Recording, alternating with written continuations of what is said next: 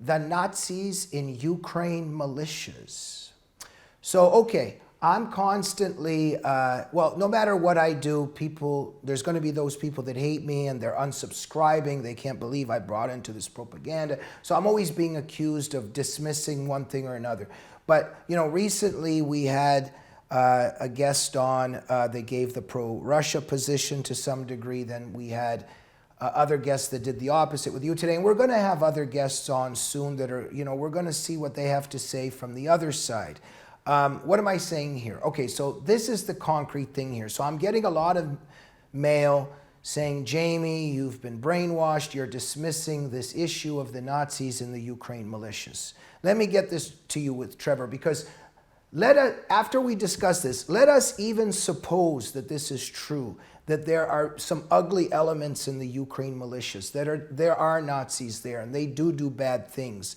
My question is, how does this make the Ukraine thirst for freedom wrong? How does it make Putin good? This isn't necessarily such a simple issue, right? Yeah, well, I'll give you my explanation here. Okay, all you Trump supporters out there watching this, what has the left been calling you for the last 5 years?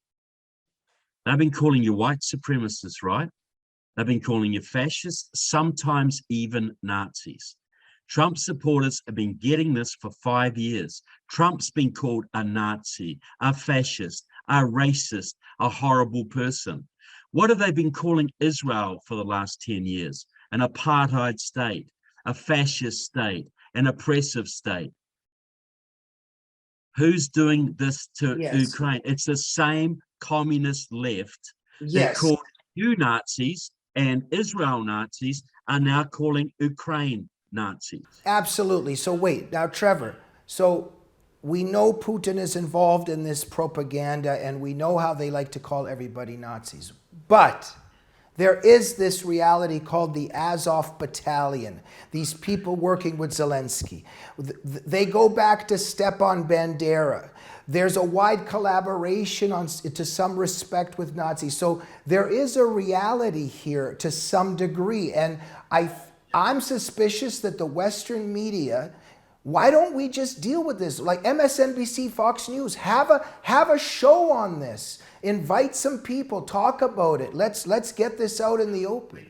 We need the history. See, when Ukraine was, in the 1930s, the Soviets went into the Ukraine and starved the whole nation, killing 3 to 10 million people. They took all the food out. So a few years later, the Nazis invaded Ukraine, and some Ukrainians welcomed the Nazis to liberate them from the communists, because the communists had wiped them out. Well, there were Nazis in Ukraine, yes, like Bandera. He spent a lot of time in Nazi jails, but he did collaborate. But they did in Romania too. They did in France. They did in Holland.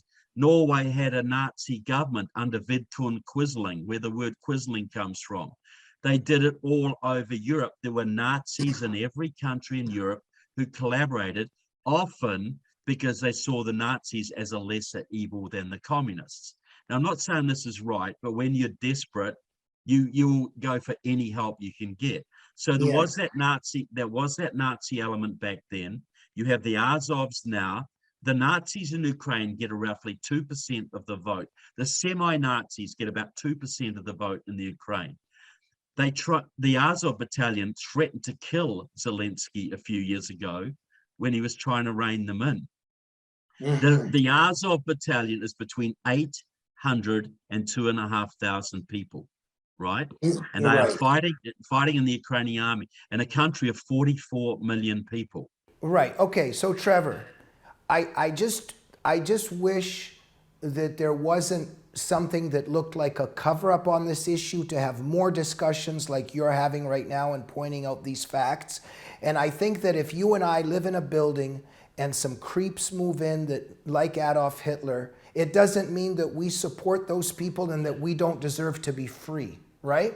Exactly. It's America. Does America deserve a Russian invasion because you have a KKK in America? Does America deserve a Russian invasion because you have a few genuine white supremacists out there, very few? You got 10 times more communists in America than you have white supremacists. You got Right. 10 times more communists in Ukraine than you have white supremacists. Right, So, right. you know, every country in Europe had Nazis and still does. Ukraine is not a Nazi country. Zelensky, their Jewish president, has 90% approval ratings right now. They know he's Jewish. They don't mind that because they're not Nazis. Okay. So, Trevor, thank you for crystallizing these things. So, we don't want to sweep it under the rug that there's ugly elements in these militias. But what the argument could be made, and I think a bright man like you is the one that said it recently in one of your interviews, who's the biggest Nazi? Putin is. But let me get to this for a minute. We know that this monster Putin actually was behind the bombing of certain apartment buildings in Russia to make it look like the Chechens did it, right? So monsters are capable of monstrous things against their own people. Now we are hearing that in Bucha and other places that what the Russians are being blamed for, actually after they leave and they didn't do the bad things, that it was actually the Nazi elements that come in, they perpetrate the atrocities, and then they blame the Russians. Now, I don't necessarily, you know, this is just something that's out there. A lot of my Ukrainian friends who have relatives are saying this is absolutely BS. But I just want to say that this is one of the things that is being said. And what do you think? Okay, I saw a little clip the other day, and it had some soldiers and some civilians wearing Ukrainian armbands, blue and yellow armbands, and they were beating civilians. They had people tied up to lampposts and were beating them. What Ukrainian civilian would be stupid enough to get themselves filmed committing war crimes wearing an Ukrainian armband? That is obviously a fake. Now, remember, you know, in 1941, the Russians, the Soviets murdered 20,000 Polish officers in Katyn Forest. They blamed the Nazis for that for over 50 years before they coughed up to it. When the Russians went into East Germany after World War II, they were murdering many people. They estimated to have raped 2 million women. The Red Army raped 2 million women in peacetime, Austria and Germany.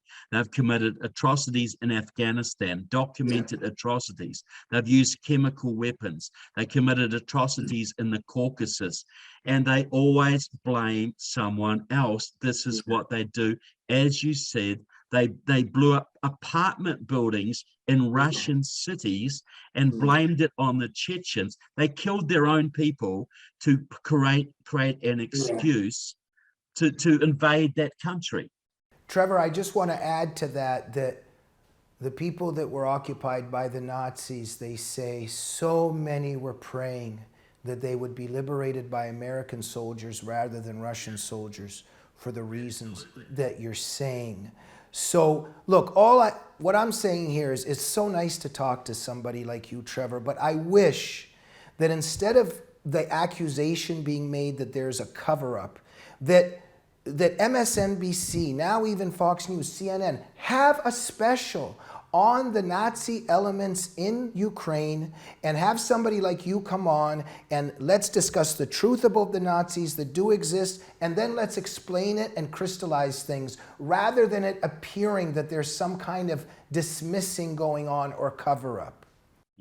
Yeah, we absolutely, because we're not going into these issues, this is enabling the Russians to get away with a lot more propaganda than they should be. We could understand they've got tens of thousands of people in buildings pumping their memes out onto the internet every single day to muddy the waters about what they're doing. They've got the world's largest propaganda organization, and we've got people all over the internet just lapping this stuff up because it's secret knowledge. This is the real story. Now I know it's gone, because nobody wants to believe what CNN says or the mainstream media, and they're doing it for their own reasons, so they can basically attack us. But the reality is the Russians are committing major atrocities on the ground. Absolutely. So look, Trevor, The Chilean-American blogger Gonzalo Lira, it appears, it's unconfirmed right now, but he's been abducted, it appears, by this Azov battalion or some bad elements there in the city of Kharkov in Ukraine. So these Nazi elements there are doing bad things. Let's look out for what happened with Gonzalo Lira. And these things should be discussed. But what you're saying and you're emphasizing is, yes, there's bad people everywhere. There's these bad elements in Ukraine.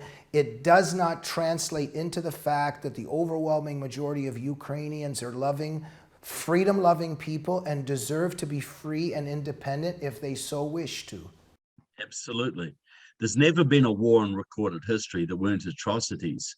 But if there are any atrocities being committed by Azov, and I'm yet to see the proof of that, I would tell you they would be outweighed probably 50-1 by the atrocities committed by the Russian army, because that is their policy. This is red terror. This is what they've always done.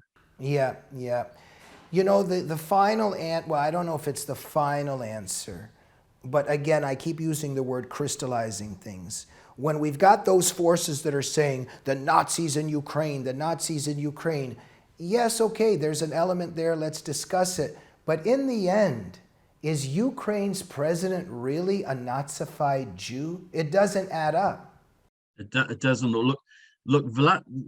Zelensky used to be an actor. He used to do TV shows, and one of his shows was called Servant of the People. And if you look it up on Netflix, he used to have conversations, imaginary conversations with Thomas Jefferson and George Washington and Benjamin Franklin.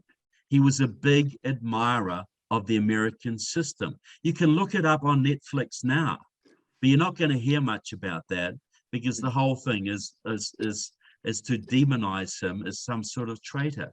The man is standing with his people while the bombs are coming down, and he was offered safe passage, which he didn't take. So he's standing with his people, and we're calling him a Nazi.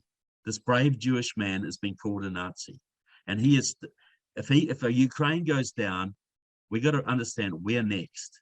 Right. The Baltic states are next, then Europe's next. China's going to go into the Pacific. Iran's going to go into the Middle East. North Korea is probably going to attack South Korea. We've got a communist governor. We've got a communist government on the Mexican border who's flooding us with illegals right now, and probably Spetsnaz and terrorists. This is the argument. People go, oh, we shouldn't defend Ukraine's border because we got our own border to worry about. People have got to understand, the same communists who are invading Ukraine's border are the same communists who are driving the invasion across our southern border. It's all the same enemy.